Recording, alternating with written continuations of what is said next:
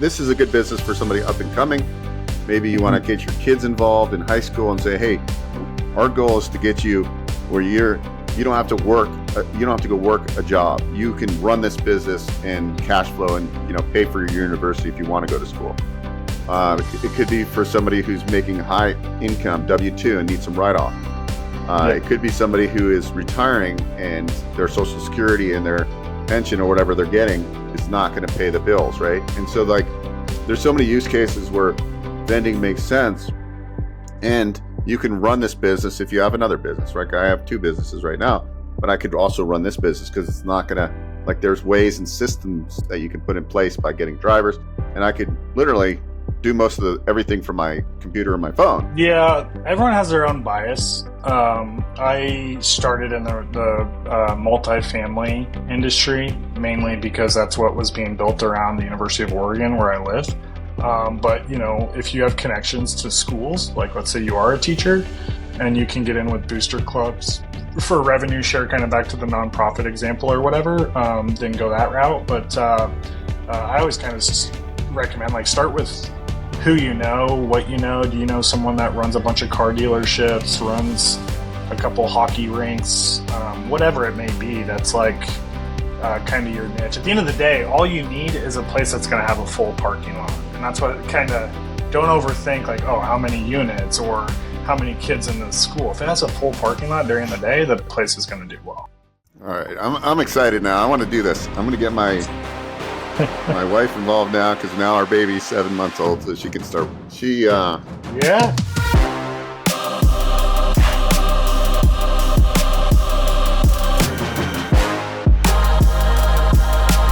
All right, everyone. I'm super excited today because we're going to talk all things passive, and we have Mr. Passive here, Mike Hoffman. Today, we're going to really dive in to Mike's journey and why vending, and then why these micro markets that you hear about. You see these kiosks all over now, and yet it's still untapped, right? And there's millions and millions of vending machines out there. Most of them don't have technology. Most of them are outdated.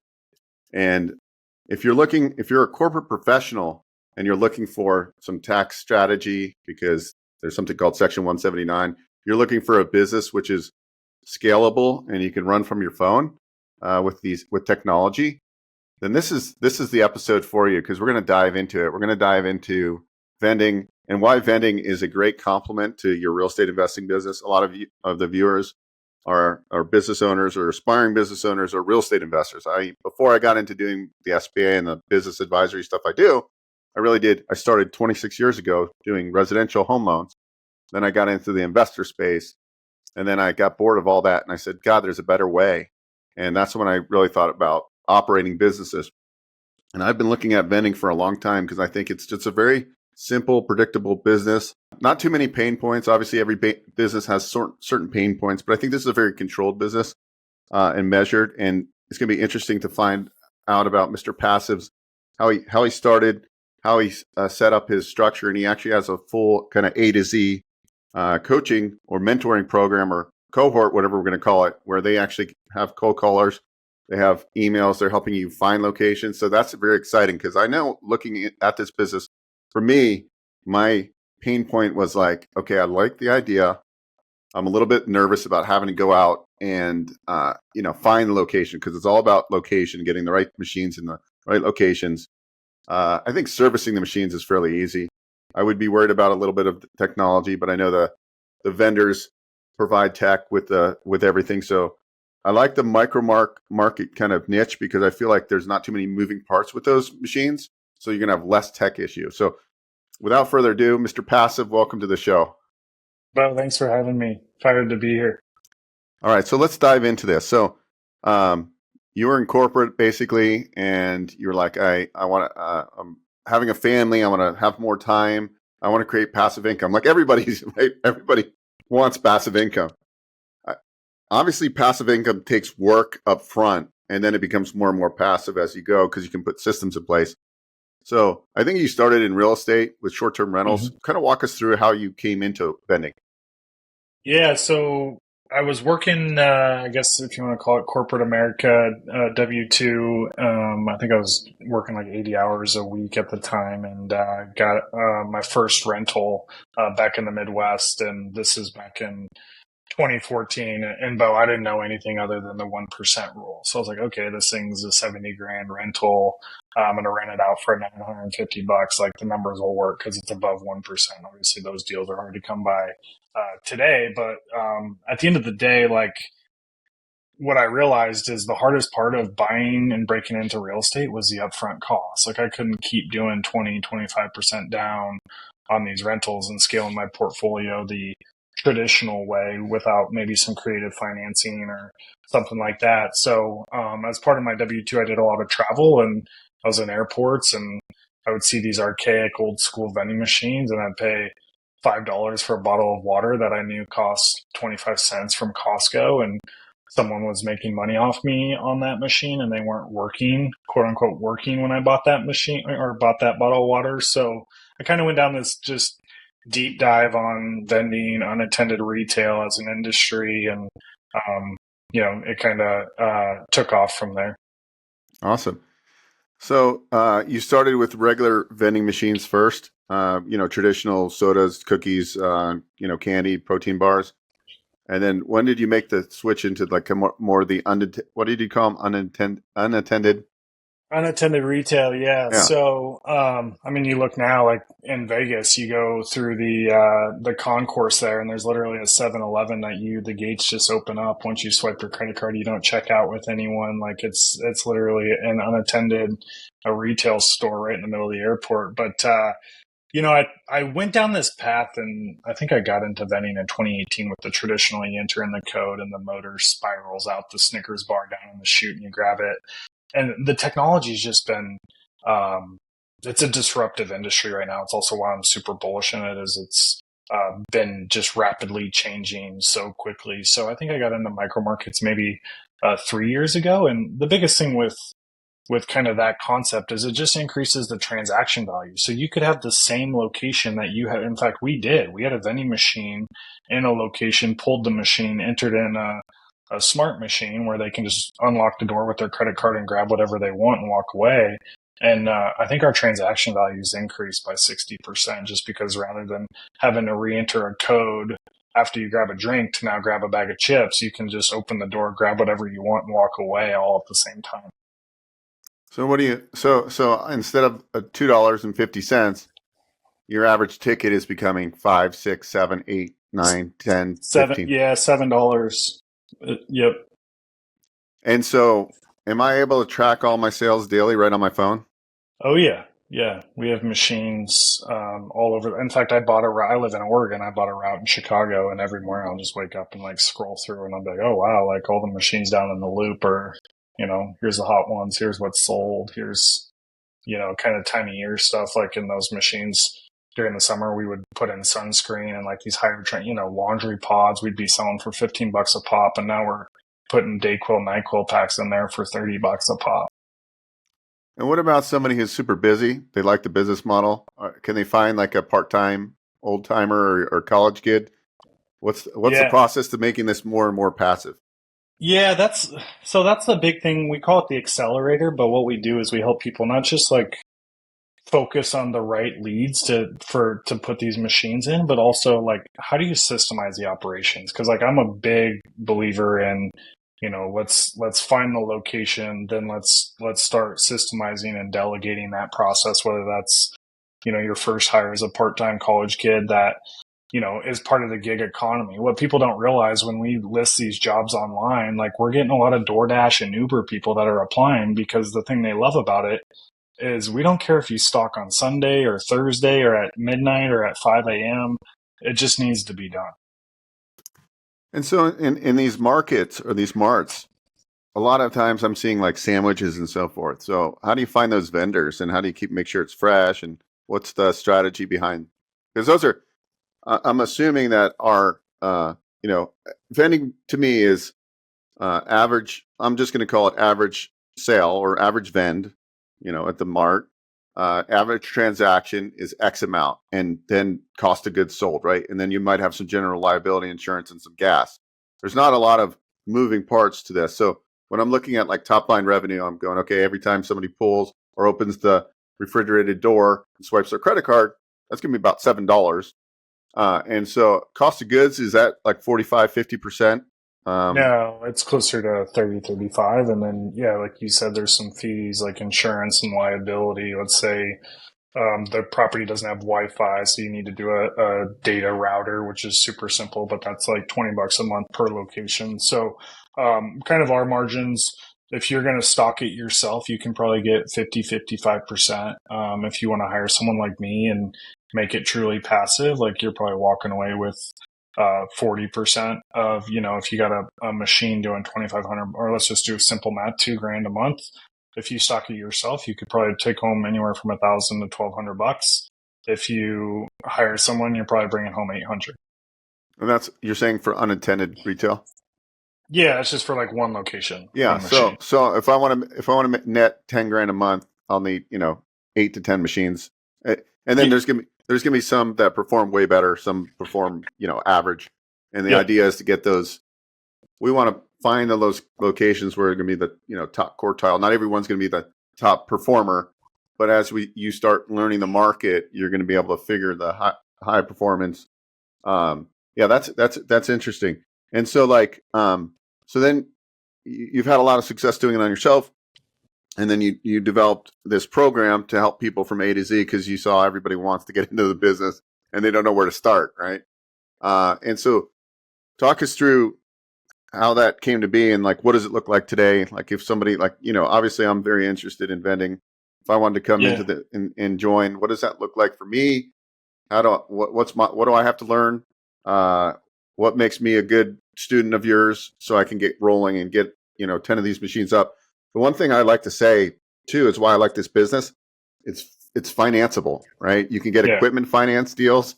You can get 100% financing on these machines, or if you have 0% credit cards, right? Like you don't need if you're buying here in Vegas, average house is 500 grand, right? If you're trying to buy a rental property, you're going to need your 20 or 25% down. You need 100 grand. You can leverage this business with virtually zero money out of pocket. That's another huge plus for this business. 100%. And that's where, back to kind of how we help people is I just have always viewed it as like reducing friction, right? And so I guess just to take a step back, the first thing I would recommend, Beau, if you wanted to learn about it is you go to vendingpreneurs.com and you can schedule a call with one of our vendingpreneurs and he'll talk you through the program. You can answer questions like, what's the budget? What's all of this? How to find a location, etc. And it's a free call. So like, even if you go out and do it yourself afterwards, like all good. But I think for me, it was all about reducing friction. For my background as a coach is like, how do we, one, do the masses and teach people how to fish, but two, how do we set their hook and stuff? So first thing is like, prioritizing what type of locations are good locations. Like you don't want an office building that has 5,000 employees, but they work from home Monday and Friday. And the only days you can do sales are Tuesday through Thursday from 8 to 5. You'd rather have that 100-unit apartment building where 90% of your transactions are after 8 p.m. And so helping people find locations. And then, back to your point about financing, one of the issues we were having in the community is some people didn't have good business credit because it was a brand new business they were starting. And we helped them if they need help, like setting up an LLC or what types of insurance. So we kind of flipped the financing model where I personally don't care what Beau's credit is. I would rather know where's the location this machine is going to go into. And if it's a good location, like that's all I care about to finance this machine for you. So that's kind of one of the big things, I was shocked when I got into vending. Like I went to order my first machine. I didn't even know where to search. There was only one manufacturer I could find that was in the US at the time in 2018. I called them. They're like, hey, zero money down. You can finance over 60 months this $6,000 machine after shipping. And Beau, the crazy thing is my first monthly payment at the time, which was $112 a month, wasn't due until 90 days after the machine was delivered. So I literally did 3 months of sales before my first, like I was doing 6, 7, 800, like ramping up the sales on this machine. And I didn't even have to pay my first basically mortgage on this machine until 90 days after it was installed, not after I ordered it, after it showed up. And so my big thing is I like to finance some machines and then use the cash flow to pay them off in year one, do the Section 179 depreciation, and just kind of parlay it year over year. Yeah. Guys, we're not CPAs or tax attorneys, but Google Section 179. You can actually go to section179.org. I think it is. It's a calculator, and you can just play around with that. And like, guys, if you don't know what Section 179 and bonus depreciation are, this is like my conversation every day. If I actually paid attention in school, I should have been a CPA. Because I love actually taxes. I don't know. I'm not an expert by any means, but I get the strategy, and then I have an expert, and then I refer people to who's a CPA. I go talk to Michael. He's a CPA I work with. Go run this by him, and what this will offset your W-2, right? Because guys, if you're making $300,000-$400,000 a year W-2, and you have no write-offs, you're getting kind of royally kicked in the booty. And so, I'm actually writing a book with a very famous CPA right now, and it's geared why everybody needs to own a business, right? And what business makes a lot of sense for people? Vending. Why? Because it's what I call a gateway drug to entrepreneurship. So that's why I was pumped to get you on today, because it's this is exciting stuff. Going back to the other questions I would have, and I think the viewers watching this shortly will have, is okay, so you could actually you need minimal storage, because you just need maybe a cold refrigerator in your garage for the sandwiches and whatever, if you're doing the marts. What's the advice around that? Is that kind of what most operators are doing? Yeah, so I think I started with well, actually, I did start. I got a little landscaping shed that was a little, it was waist height, maybe 5 feet wide, and I just put that right inside the gate to our backyard. And when boxes would show up with deliveries, I just put it in there until we're ready to stock. And I look at my phone and say, okay, you just fill up a couple buckets, or if you have kids, this is the best. You want to talk about tax benefits with kids, and I mean, my 3-year-old goes to Costco with me, and kind of those types of things. But yeah, you start there. The other side of this too, back to kind of your fresh food thing, is there's some creative ways I never say start with fresh food right away, because you got to make sure that there's enough traffic coming by the machine, and you don't want spoilage.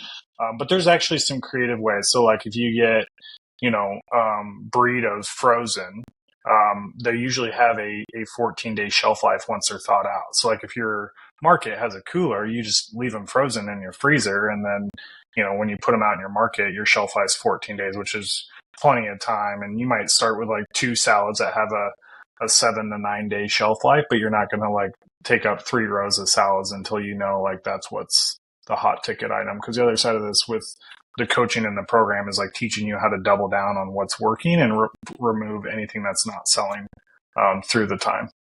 So when we're in your program, is kind of the way we would look at this is we have 2 or 3 different vendors for these marts. You guys will help source location, and then you'll advise on which particular unit would be the best for that location. So we're going to have a range, but it could be $5 or $6 grand up to 10, 12 grand for that equipment for that particular location based on traffic and so forth. And then we'll know if we need to hook up internet to it and that kind of stuff. And we'll find a local handyman tech that does that to make that simple, right? Because we want to make this simple business. And then will they actually, for a fee, will the vendor that supplies these machines, will they actually deliver on site and hook up? Is that, or do we get them sent to? Yeah, you can get white glove service, and every manufacturer has different kind of how they handle the installs. The first machine I ever bought, the one company that's not based out of China at the time, they actually had they have a whole YouTube channel on how-tos. So I was literally watching YouTube videos while I was doing things like how to get the machine through the doorway, how to set the prices, how to stock the machine, how to set the drinks facing this way versus things that I mean, literally, I didn't even know how to spell vending until I popped into a complex and they're like, yeah, we need this. Like, this is perfect timing. And then I was like, okay, Dr. Google, we got to figure this out. So thank God for people like you with YouTube, because even things like Section 179, I had no clue what that was until just getting going with this. But yeah, that's kind of how it works with these different suppliers of the machines, and with our coaching community, they give preferred pricing, so you guys get discounts and really kind of justify the ROI of the program. And then to take it a step further, we've also established distributor relationships. So like one of our food distributors has a warehouse in Vegas. So like we've built out an entire, think of it as like Amazon for vending snacks. You can order through there and then you get product rebates. So if you order so many Poppy, you might get 75 cents off your cases of Poppy, which you wouldn't get if you just went to Costco or Sam's. Yeah, that's a cool business because then you're also could leverage being smart as you build your business credit cards, because then you get all the rebates on the points, right? Because you're always buying several $1,000s as you scale the business in merchandise or product, and so you're just constantly using credit to leverage the whole business, and you're getting the rebates. Yeah. Yeah, so we have a guy, he's actually in Montana, and he is like, I call him the point snob. Like he knows everything about which cards are offering what, which times of the year, how to double and triple dip into points. And he salivates over this stuff because he'll do like the 2 year 0% and just throw it on the card, get the points, have the card, have it paid off, do it. Like he's just rinsing and repeating on this and taking advantage of okay, this Chase card is 3%, plus I'm getting the Poppy rebates, plus the Fritos. Like it's just, I'm a little more conservative than that and more simplified, but yeah, if you wanted to do it, you could really rack it up. Cool. Talk to us about like some of your students, some of the ones that have excelled, and what does that look like? Where they went from zero to a few machines in a few months. I mean, it's always a ramp up, right? We got to get location. Yeah. We have to get the machine shipped. But give me like one or two good success stories. Yeah, I mean, we have a lot of success stories in the community. In fact, I was reviewing like we've had 60 wins in the last week from people either getting locations or parlaying locations. I think there's a couple case studies. I'm a dad of 2 kids under 3, so like I kind of love this whole idea of making it a family business, and there's no simpler way of teaching kids supply and demand and economics 101 than a vending machine. It's kind of like Charlie Munger and Warren Buffett saying the first trait of an entrepreneur is, did they start a lemonade stand when they were a kid? And I kind of view the vending in 2024 as the same way. So Jason, he's one of our vendingpreneurs up in Minneapolis. I think he's up to 40 machines now. But the cool thing is he has 4 kids that are teenagers, all between 12 and 16. And the oldest is going to go to school in a year and a half. And what he's done, Beau, is he's actually given each kid their own machine to set the prices, pick the products, and they compete against each other.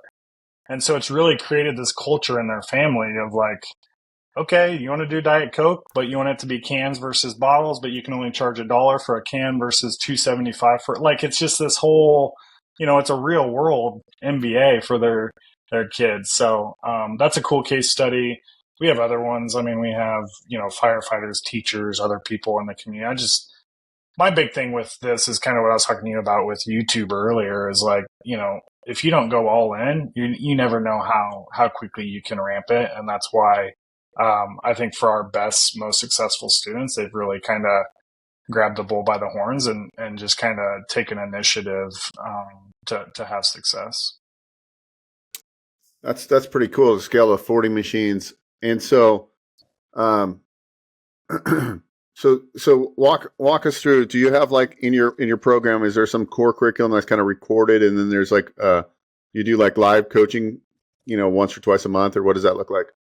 Yeah, so we have recorded curriculum, everything from like how to get insurance to how to set the prices to how to find a location, and then we have multiple weekly calls. So everything from what we call foundations calls, which is like, hey, Beau just signed up and he's learning how to talk to a stranger and position this micro market versus for a property that already has old school machines, and like what the value pitch is to, I do a weekly call to give more global updates on, okay, here's a national contract with this business that has properties all across the country for you guys, like more kind of, or here's product rebates I've been negotiating with X company for you guys, or more of those global updates.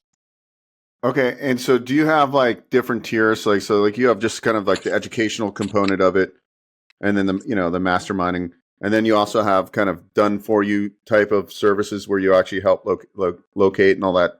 Like, so are there different tiers of how you can help?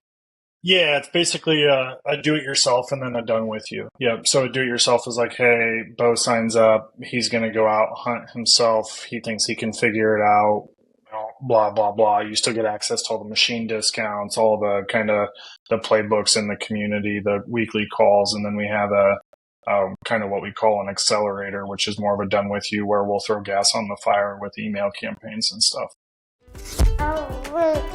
Hi guys, Beau Eckstein here, and I'm with baby Beau. Baby Beau is just a little over 4 months. He's my first child, my wife and I. So if you want to create legacy for your family, I highly suggest you go to our Business Ownership Summit. You can find all the events we're doing. Primarily, they're all free. You can go to beaueckstein.com/events. And I hope to see you at one of our events. We teach business ownership, how to leverage SBA financing, tax strategies. I'm not a CPA and an attorney, but we bring CPAs on. You're going to learn why everyone should own a small business. So I hope you attend. Go to beaueckstein.com/events. I'll see you at the next one. What is what would an average performer, look like? Am I looking to get my first machine placed in like two to 3 months? Would that be reasonable? Yeah. Our goal is for you to have a machine up and running in 90 days. And, we have some micro market manufacturers that are 10-week lead times right now. So that's another thing that I'm constantly on, like supply chain. We need to have our own kind of assembly line because we're ordering so many machines in the communities. But I think a good goal is your first machine up and running in 90 days. And so, like, when we're going through this, are we waiting till we get location before we decide on the machine, or are we pre-ordering a machine and then? No. We wait. Yeah. Okay. This is like a big issue. I have people hit me up all the time on social media. They're like, hey, I got 4 locations. Or 4 machines. I'm looking for advice. And Beau, I'll be like, okay, what's the revenue per machine you're doing? That's how I value like a route. Like, what's the revenue per machine? And they're like, oh, it's sitting in my garage. I'm like, well, that's going to do you no good. Even if it's a write-off, it's still an expense. As I've been looking at different vending business models, I found some third-party groups that do placement, but my take is that how vested are they going to be in the success, right? They're just like slamming locations. Actually, when I was looking into this, I was going to trying to figure out what machine to do, just traditional vending. And I had called like a placement company that I was referred to. And like they sent me like a location, I remember. And I'm like, I don't know if this is really a good location. It was like a small like Jiffy Lube. And I was like, I don't think there's gonna be like enough traffic, right? Like there's fundamentals of how much foot traffic and areas of and hours of operation that you're gonna kind of cover, I would imagine, in the course. Like, hey, this is if you want to, if there's this many people in the area and this type of revenue. What I did talk to a guy who was doing vending, traditional vending, and he was getting into schools, and he was crushing it, absolutely crushing it. I think he gives a rev share of like 10%. I don't know if it was net or gross. On these locations, are we offering rev share typically? You can. It's definitely not. More people assume you need to, but I probably have half our locations we don't. Like if it doesn't get brought up, we're not leading with it. Oh yeah, of course. He does it because that's like more of a charity thing. Yeah. But he was getting like way above average for traditional vending machines. Because really, I mean, when you look at traditional vending machines, I don't know what the average vend is. This is called a 275 for a traditional machine, And if that location is doing X amount of vends, let's, 100 vends per week or 150 times, 275 per vend, 40% cost of goods sold. Like that's how I was like kind of figuring out in my mind. There's little Excel sheets that you would populate, and you can kind of figure out what your numbers will look like if you put it into an average performing location. Now I haven't looked at the marts as much because that's probably not going to have the same volume, I would imagine. Well, maybe. How do you look at marts? Like, is it the similar kind of, you have like spreadsheets that you populate to like the target and kind of get an idea of what your location could do from a conservative level, from like it does really well and does amazing, and you can kind of play with those numbers? Yeah, that's what we're building out right now. I call it the Zillow's estimate for vending based on the type of location. I mean, but even then, it's all about where in the building. Like you look at a school, is it on the way out to the parking lot? And if the parking lot's in the back of the school, like that's where you want to be. You don't want to be in the front type of thing. So there's a lot of factors, like even with the apartment complexes, the closer we are to the mailroom, the more traction. So just trying to factor in rather than like, is it 200 units versus 400? It's actually more about the placement of the machine in the building. And what does a good mart do? Like, talk to me about a mart that you have that you don't have to give me the specifics, but I Yeah. saw you had one that does really well. Yeah. And what type of location is that? Yeah, I mean, we have one that I think did 17,000. The books just closed not yesterday, Saturday, for November. That's in a kind of a hybrid location. It's got half apartments and half what they call short-term rentals. So it's kind of nice because, like in hotels, obviously things are way more jacked up. If Beau forgets his toothbrush, he's going to spend $10 for a toothbrush because he needs a toothbrush when he's on the road. So it's just you can kind of have higher margins in a location like that. But I think schools are super interesting. Back to your point, because it's so easy to once you get in with a school district or you get in with one school, like they will be your lead finder. You just got to do a good job for that first location, and within if they're super happy within the first week, I always say like ask for referrals right away, and then you can even tie revenue share increases to the amount of other locations they intro you to. So if you start out with 3% with that property, I'd tell them right away, like, if you intro me to 4 more, I'll go up to 5%, and then 10 more, I'll go up to 10%. Yeah, that's sweet. So yeah, I mean, one strategic mart could actually, I'm not going to say replace your day job, depending on what you make, but it could definitely put a big, depending if you're a school teacher and you make, Yeah. 60, 70 grand a year, two really well-placed marts might be able to have you exit the W-2. I mean, it might not be exactly amount, but when you take in all the write-offs and stuff, so it's not that far to get people away from corporate if you really look at it through vending. No, and that's why this whole, it's this, the whole concept of the unattended retail, and they grab more items in an old school machine. So like if you have to enter in a motor and then redo or enter in a code and then redo the transaction again just to get your drink and then your snack and then your candy bar. With these marts, they just grab it and pay it, or they put their credit card, open the door, and they'll grab it all. So like, I'm not kidding. We had one location that when we started with it, it did $800 with traditional machine. We swapped it out, and that same location, just a mart now, it does over $2,000. That's why even like back to buying routes, like there's this whole value add play with the baby boomer generation that's just trying to get rid of their route, and all they have are Pepsi and Coke machines in these locations. Do you The run value it? is not. Go ahead. Oh, sorry, interrupt you.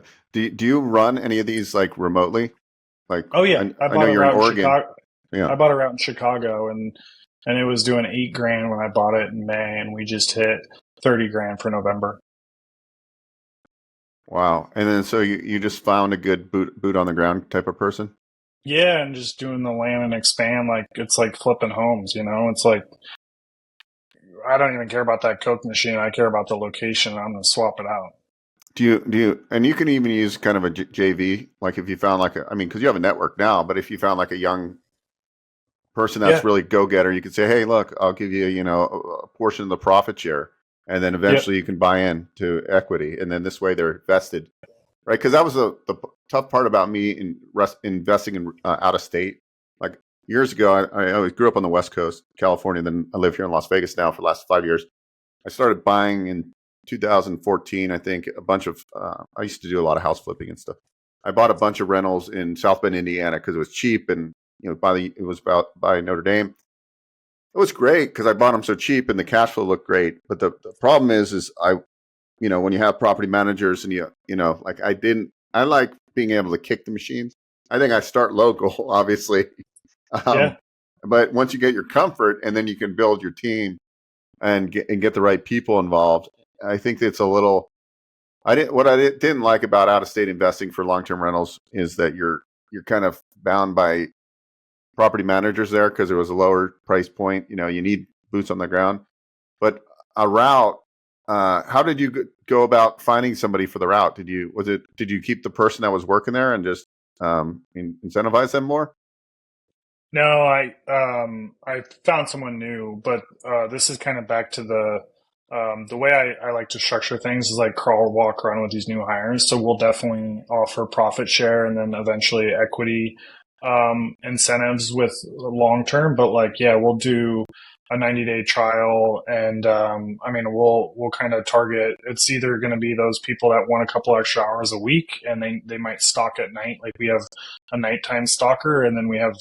I mean, we have a guy here in Eugene that he's a teacher, and he literally goes and stalks at 5 a.m. before his kids wake up, and that's what he prefers to do to make some side hustle. And you can kind of ramp that up or velocity it down depending on kind of the demand with these people. And one of the things we do is we do a lot of like qualifying questions around character and stuff, but also like, what kind of car do you drive and just random things as you kind of think through this. And I'm a huge believer in not hiring someone full time or getting a partner involved. Like just hire someone part time and teach them how to do it. And then you can just scale their hours as you scale your route, like the school example.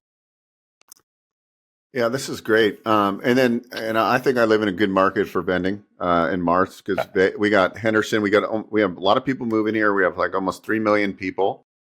So as you're like getting into like, okay, I'm going to do this. I'm like, obviously, probably get a mentor to learn, so you don't have to reinvent the wheel and learn from people that are doing it. How do you go about like segmenting where you're going to kind of start looking first? Yeah, everyone has their own bias. I started in the multifamily industry mainly because that's what was being built around the University of Oregon where I live. But if you have connections to schools, like let's say you are a teacher and you can get in with booster clubs for revenue share, kind of back to the nonprofit example or whatever, then go that route. But I always kind of recommend like start with who you know, what you know. Do you know someone that runs a bunch of car dealerships, runs a couple hockey rinks, whatever it may be? That's like kind of your niche. At the end of the day, all you need is a place that's going to have a full parking lot. And that's what kind of don't overthink like, oh, how many units or how many kids in the school. If it has a full parking lot during the day, the place is going to do well. All right, I'm excited now. I want to do this. I'm going to get my wife involved now because now our baby's 7 months old, so she can start. Yeah. Yeah, Yeah. she. I think it was great because at one time she's like, "Well, I'll go get a job," and she was a school teacher, and I'm like, "Well, why don't you start your own business? Like let's start a business together. I'll fund it, and you just got to help me because I don't want to do all the work." And so we were going to do that, and then she got pregnant, and obviously that foiled the plans. But um, it's even good for people like my parents, right? Like they're like Hmm. they want to make some more revenue, and they've got some energy, and so like you could be, this is a good business for somebody up and coming. Maybe you want Hmm. to get your kids involved in high school and say, hey, our goal is to get you where you don't have to work, you don't have to go work a job. You can run this business and cash flow and pay for your university if you want to go to school. It could be for somebody who's making income, W-2, and needs some write-off. Yeah. It could be somebody who is retiring and their Social Security and their pension or whatever they're getting is not going to pay the bills, right? And so like there's so many use cases where vending makes sense, and you can run this business if you have another business, right? I have two businesses right now, but I could also run this business because it's not going to, like, there's ways and systems that you can put in place by getting drivers, and I could literally do most of everything from my computer and my phone.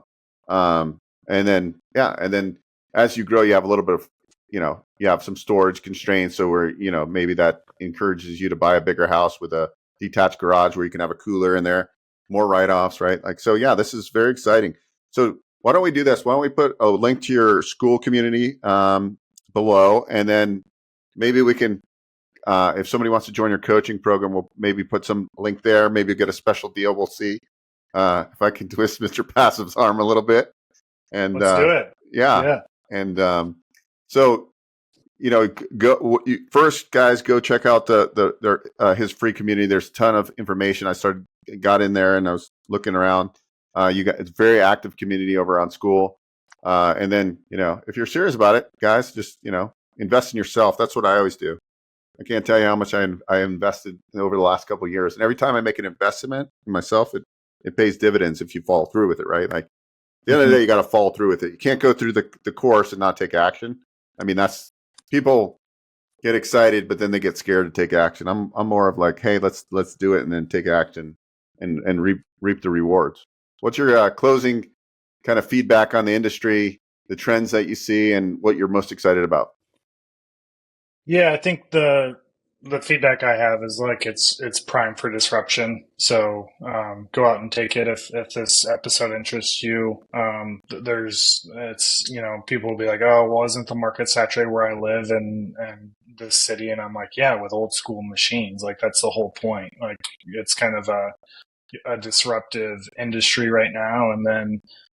Like anything in entrepreneurship, what you said really resonates. Like what you put into it is what you get out of it. Vending's not get rich quick. Vending's not passive to start. Like you got to kind of roll up your sleeves a little bit. And I'll be the first to tell you those things because it took me, it's like baseball. If you strike out on 7 locations, but you land 3, you're going to the All-Star game. Awesome. Guys, I hope you enjoy this episode. I'm going to get back into interviewing people because I think interviewing the right people for the show, people that I believe provide a lot of value, and really my show transitioned from real estate conversations. I still talk real estate, but I now really like to talk about entrepreneurship and business ownership. My mission now is to help over 100,000 people, aspiring business owners, get into business. And that could just be somebody watching this episode right now and they join your school community, right? Like it doesn't have to be me directly helping somebody. So I think I can smash that. I want to, maybe I'll cross that out and do 1 million, right? Like, because I think through YouTube and things, people will hear, right? And through these schools and all these communities.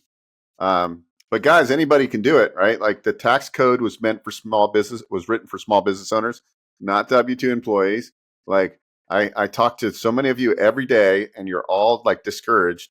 And, Mr. Passive's giving you a model that's like not that complicated. I mean, it's not easy, but it's not complicated, right? If you do your homework and do the work, you can get a few of these machines and get that money coming in, and that's going to ease up a lot of the burden, which then helps you invest into real estate, right? Because that's more of a long-term wealth building tool, right? Now these vending these routes, right? Now you have 10 of these marts out, or vending machines, marts, whatever you want to put out there. We're going to talk about marts. You have a sellable asset in the future. You can sell these routes. So there's exit to it too. You might say, hey, okay, I run it for 7 years. You're going to get some sort of multiplier on your earnings, right? And so I don't know exactly what they trade for typically, and it's going to depend on the machine types and all this stuff. I would imagine marts are going to end up trading a lot higher multiplier because of like the revenue level and just the technology itself. And I think, in the future, there's going to be people that start doing roll-ups, actually kind of what you're doing already, right? And so you're going to see all this kind of stuff. Then you're going to see these larger conglomerate players, because that's what happens in fragmented industries when people figure out how to, take advantage of it. So I think there's a ton of opportunity. There's lots of vending out there, but like Mr. Passive was saying, a lot of them are old and not producing, and the property owners or the tenants in these buildings don't want those old machines. They want new stuff because they want to keep their employees happy. They want their employees working, and they have to eat. And instead of having them to go offsite, they can just go downstairs and get their sandwich now. So I see it, and you can just walk through any airport now, and you can see unattended marts are the future, and they're here already. So, Mr. Passive, thank you so much. We're going to link below with your school community, and we'll see if we can get you, if you're interested in his mentorship, coaching, or cohort. What are we calling it? What is it? What do you? Accelerator is what Accelerator. I call it. Yeah, I like it. Accelerator, right? If you want to accelerate your business, go on and check it out, and you can go into Vendpreneur on school, and you can actually book a discovery call for free, and you could just talk and give you some tips and see if any of his programs are a good fit for you. So thank you so much. Well, thanks for having me, and yeah, we'll definitely we'll have to add a little promo code for you guys because this was awesome. Thank you so much. Meet Beau Eckstein, the driving force behind Business Ownership Coach, unlocking the path to business ownership. Visit www.businessownershipcoach.com. Thrive with Business Ownership Coach. Hey guys, Beau Eckstein here. If you enjoyed what you saw, please subscribe to this channel. We talk all things financing. I've been in the lending industry for over 20 years, and I'm happy to answer your questions and provide great content.